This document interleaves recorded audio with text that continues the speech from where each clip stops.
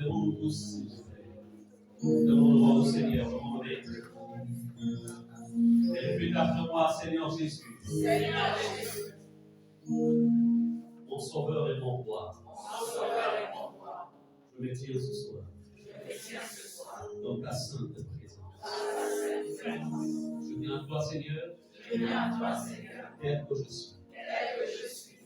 Pardonne-moi, Seigneur. Pour tout péché. Commis. Dans mes pensées. Dans mes actes. Dans mes paroles. Lave-moi, Seigneur. Dans la piscine du sang. Ton sang, Seigneur. Dans notre écrit. Si nous confessons nos péchés, tu es fidèle et juste pour nous les pardonner et nous purifier de toute iniquité.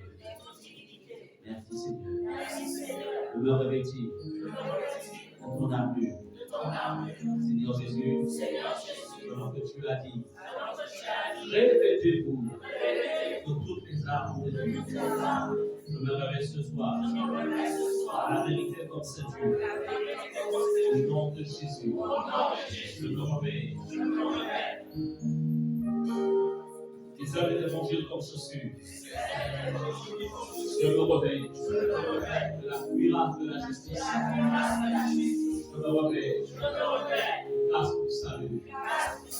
Je me réveille pour crier de la foi. Je me réveille de l'épée de l'esprit.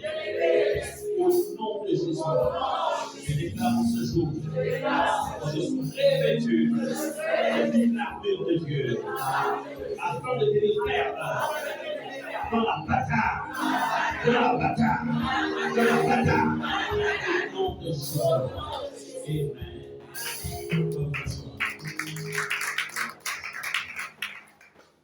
Bien-aimés, ce soir, nous n'allons pas attendre, ce n'est pas Dieu qui attend, mais ce sont les hommes qui doivent attendre. Alors,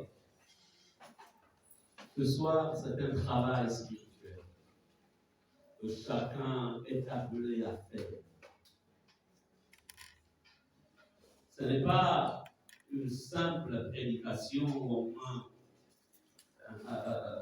un simple temps d'intercession ou de prière. Non. Nous avons vu dimanche combien de fois les gens peuvent être victimes des transferts spirituels. Nous avons vu dimanche que certains parmi vous, en fait, quelqu'un peut se mettre à vivre une vie qui n'est pas la sienne. Et lorsqu'on vit une vie qui n'est pas la sienne, on n'est pas heureux. On n'est pas satisfait de la vie.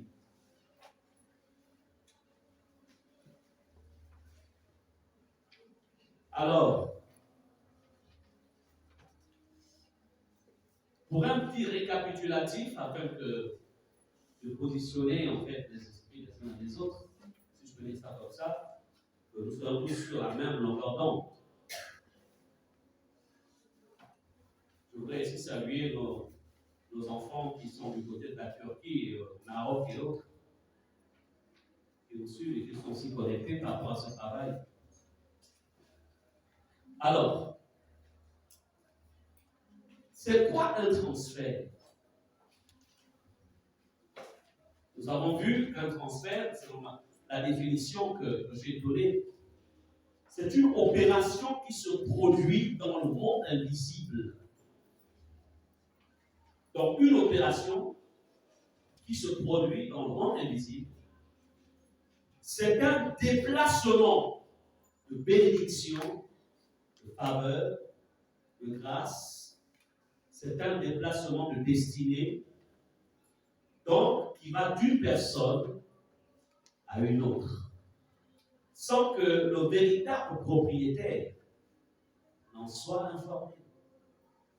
La seule chose, c'est que le véritable propriétaire constatera tout simplement le retard qui annonce sa vie.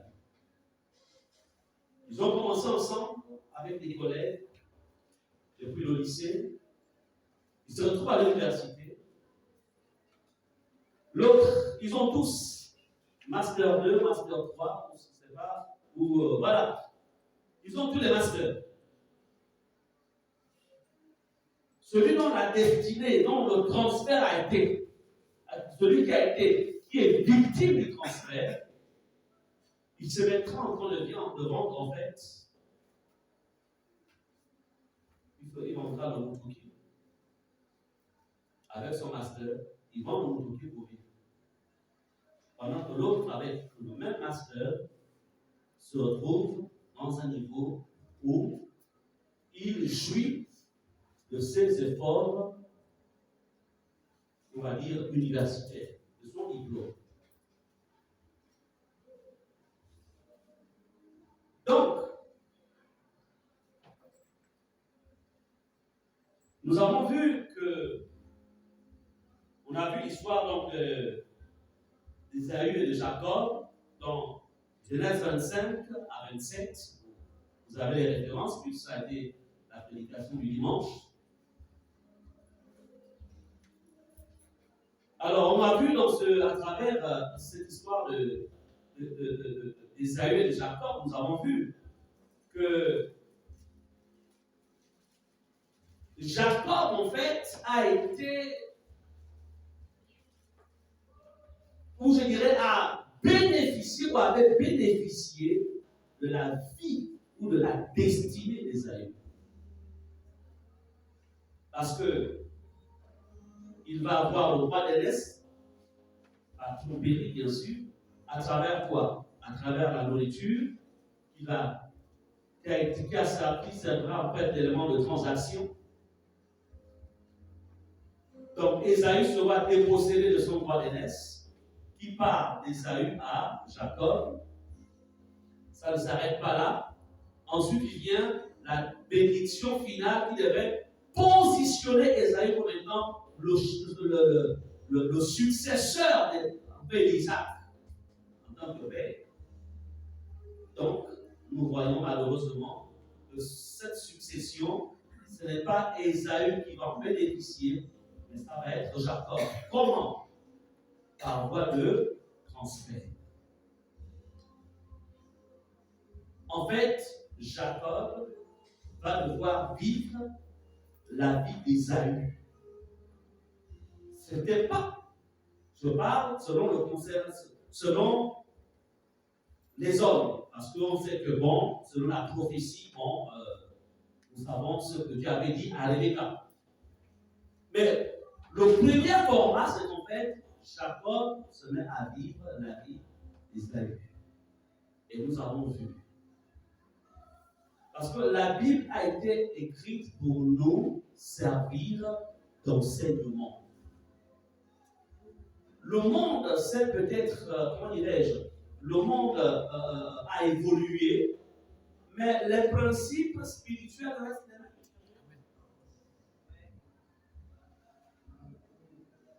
Ce que nous voyons en fait autour de nous là, c'est quoi?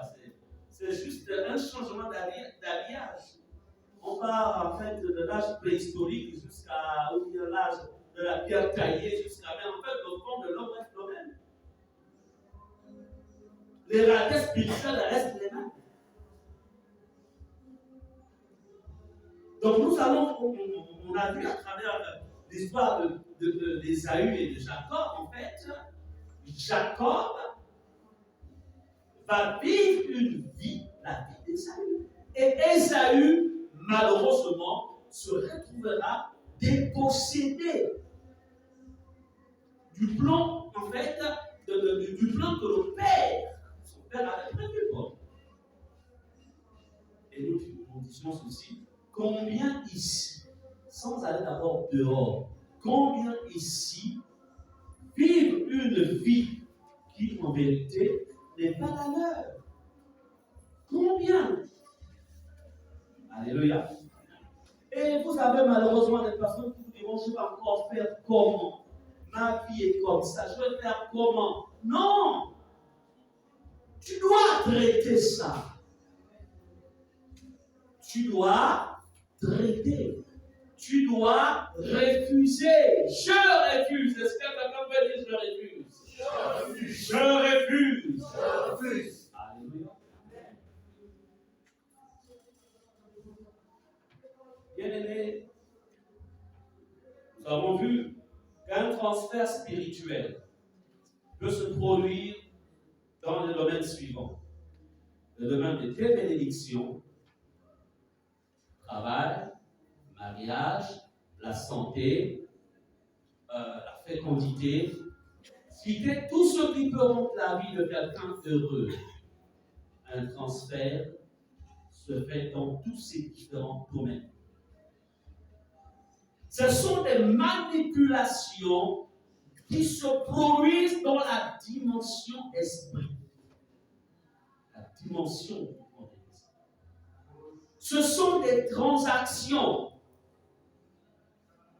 Un transfert, ça se fait au niveau de tes richesses, même de ton intelligence. Venez, Carmel et Emma. Il est possible dans le monde invisible.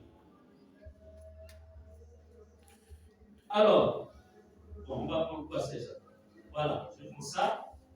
Voici, on appelle ça intelligence. C'est sur elle. Dans le monde invisible, on peut prendre l'intelligence de Carmel. Ensuite, on vient les poser sur son intelligence. Elle va commencer à briller dans les études, briller dans tout ce qu'elle fait. En fait, elle ne brille pas avec ce qu'il y a à elle. Elle brille avec ce qui a été pris chez elle. Mais la question, c'est qu'elle ne comprendra plus pourquoi. Quand elle était au primaire, vraiment, c'était super. Elle filait comme on appelle ça comment? Une fusée. Secondaire, comme une fusée. Elle arrive à l'université, en fait, ça commence à... Il y a eu un transfert. Elle n'a plus ce qui avait été donné par le Créateur au commencement. Ça a été transféré. Est-ce que vous comprenez cela? Je vais repartir là. Ce n'est pas, chers parents. C'est vrai que souvent, en tant qu'humain, on a souvent tendance à blâmer les enfants, parfois à leur traiter de tout. Donc, on ne comprend pas cette terrible quand je dis comme on utilise tous les termes. C'est parfois irresponsable d'agir ainsi. Ton enfant priait, ton enfant était. Mais qu'est-ce que ça va? Pourquoi il ne prie plus? Quelles sont les transactions qui ont été faites à ton insu? Tu vois seulement l'enfant avec. L'enfant n'est qu'une victime. Et comme il est incompris, il va rentrer dans une forme de quoi? De carquois. Il va se renfermer. Alléluia.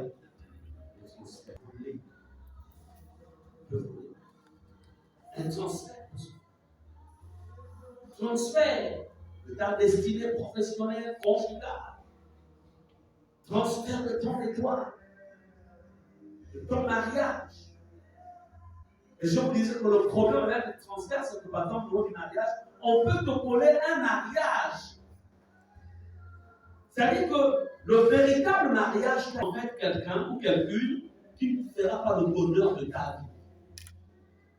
Dans le monde matériel, tu es marié. Mais dans l'autre monde, tu n'es pas marié. C'est-à-dire que sur le plan spirituel, on t'a ravi plutôt, on t'a ravi l'essence même du mariage. Ce qui fait que tu es marié, mais tu n'es pas heureux ou heureuse. Pourquoi? Parce que tout simplement, il y a eu un transfert. C'est pourquoi, au niveau des fatales, souvent ce que nous faisons avoir un travail de fond. important. Alléluia.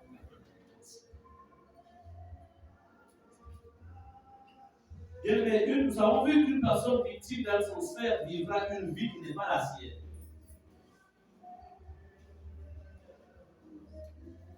Elle vivra une vie qui a été échangée. Elle constatera une perte de sa position dans tout le domaine de sa vie.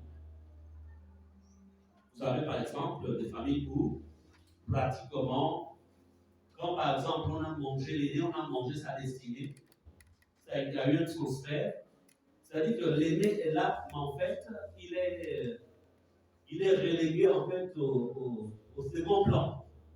Et c'est celui du milieu, ou même de la fin, qui devient en fait le chef de famille, avec toute l'éclat possible. Mais comme lui, l'aîné en fait, il n'est pas en Christ, et on dira, et souvent comme ça on lui colle un motif, hein.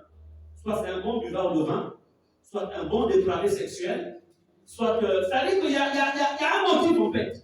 Vous dites en fait pour manifester son irresponsabilité. En vérité, ce n'est pas qu'il est irresponsable, mais on l'a rendu irresponsable pour justifier en disant en fait, c'est le petit qui est même plus sérieux. Non, en fait, on l'a irresponsable. C'est une victime. Et ces choses-là sont dans les familles. Dans les familles. C'est pourquoi le rôle de l'Église, en tant qu'enfant de Dieu, Jésus a dit, les portes du séjour des morts ne prévaudront pas contre l'Église. La première chose, avant de chercher à libérer les autres, il faut d'abord te libérer toi-même. Alléluia. Mais il faut aussi comprendre, comme je le dis souvent, nous sommes les Moïse de nos familles. Nous sommes les géants de nos maisons. Alléluia.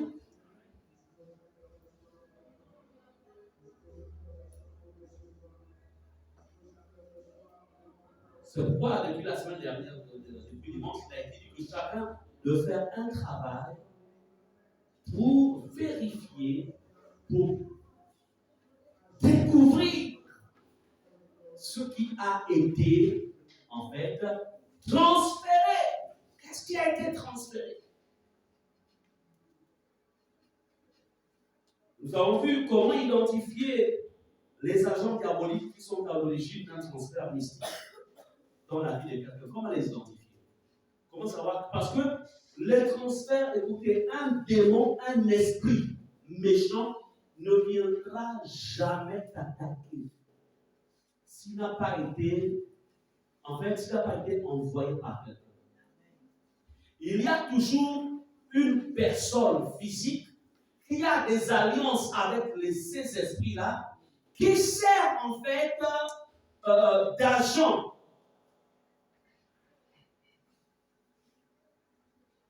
Pour que Satan ait le contrôle de la terre, il a fallu que Adam lui ouvre la porte en acceptant de céder à la désobéissance. Vous pouvez être dans c'est-à-dire que la sorcellerie, c'est-à-dire que ça a un niveau trop élevé. Mais tant que quelqu'un n'a pas livré ton nom, cette sorcellerie ne te touchera jamais. Est-ce que vous comprenez? Vous sentirez les effets des esprits méchants